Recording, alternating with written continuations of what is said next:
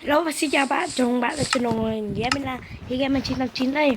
Thì hôm nay mình sẽ làm một cái video để review một cái mod rất là hay. Ok, để mình tắt hết rồi đi đã. Thì hôm qua mình và các người tìm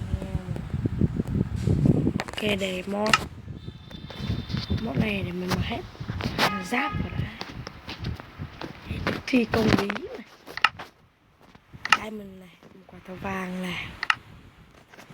Ok, bắt đầu review những cái mod này đã. Đây trên cùng này. Đây. Đây. Đây. Whoops. Whoops.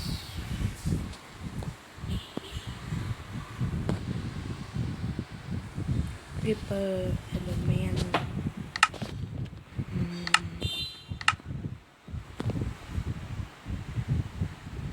Ok, bắt đầu. Mình chỉnh cho survival đã.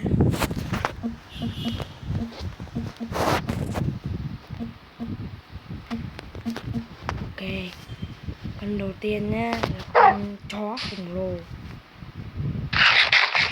Đánh với nó.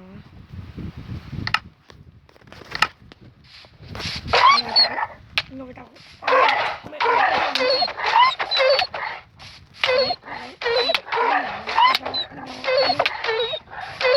Máu nó hơi trâu.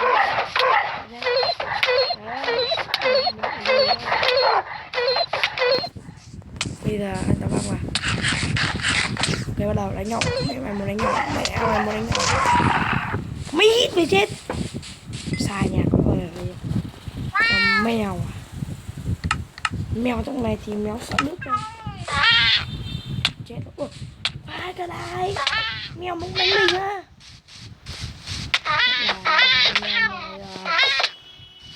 Đây cả mèo cũng đánh mình. Bây giờ thì mèo trong Minecraft không đánh mình đâu. Các bạn nhỉ. Thật cái pháp mèo đánh mình.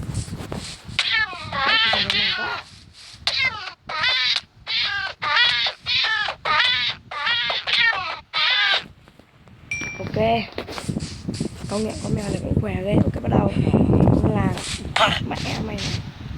Cái này mình đã đổi lên diều kim cương này. Mình chưa thấy trong dân làng là đổi diều kim cương trong điện thoại rồi đấy. Các bạn nhìn đổi cả diều kim cương.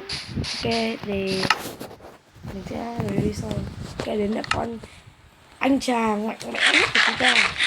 9 Creeper. Nổ à? Mình méo nổ. Nhìn nó chạy này các bạn. Leo leo leo leo leo. Leo leo leo leo leo. Đánh nhau. Yeah. Là không nổ. Từ khi nó nổ.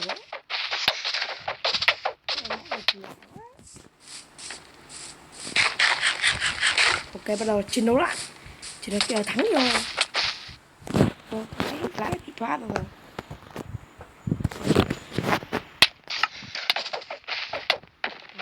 Con mó này hơi trâu ấy bạn ạ. Đi vào trong nó mới được. Run.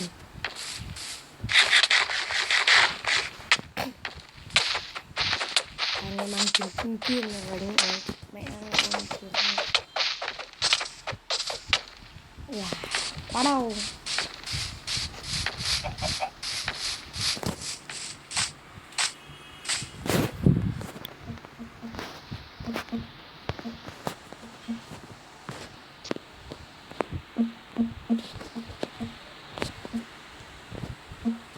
Mình sẽ dùng lại sầm vuốt luôn. Sầm vuốt. Ok, mình đã một thành kiếm diamond. Rồi thì ai phải nói nào thanh niên nha. Nhau mẹ mày đánh nhau, mẹ đánh nhau, đánh nhau, đánh nhau, đánh nhau, đánh nhau, đánh nhau, đánh nhau. Ok, nó sắp đổ vậy. Nó ảo. Mình chơi con chó này mình cứ nó đi thẳng là được. các bạn thấy là quá khỏe hả? Chỉ một hit thôi là mình bị tan banh tan xác với nó rồi. Nếu các bạn nào thích thì hãy để lại một like và share để ủng hộ tiếp video mình nhé. Lại là cái trình game mode one never. Ok, nó quay trở lại. Mình sẽ dùng một thanh kiếm giáp drop hết rồi. Ok, Enderman này, con này này, con này nhẹ này, zombie, Bigman, zombie. Ok, còn một quả tàu vàng nữa, quên mất. Ok, lại Bigman này, rồi để đây này, cứ để ăn vào chút đi. Zero bắt đầu nhau cái con Enderman.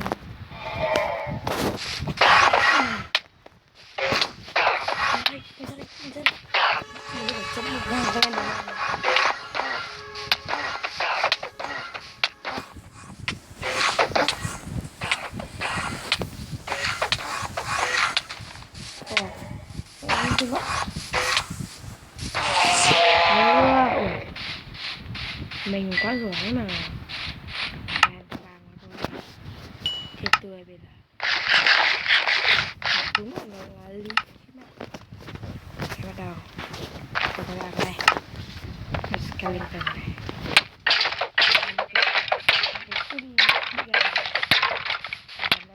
Biển ấy vẫn lên rồi một cái lên đá một cái lên rồi ok đến lượt skeleton con này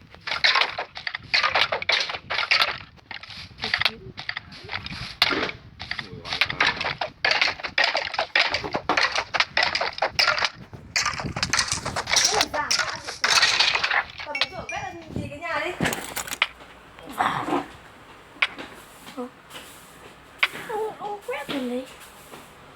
Ông biết quét học quét đi. Đừng biết quét.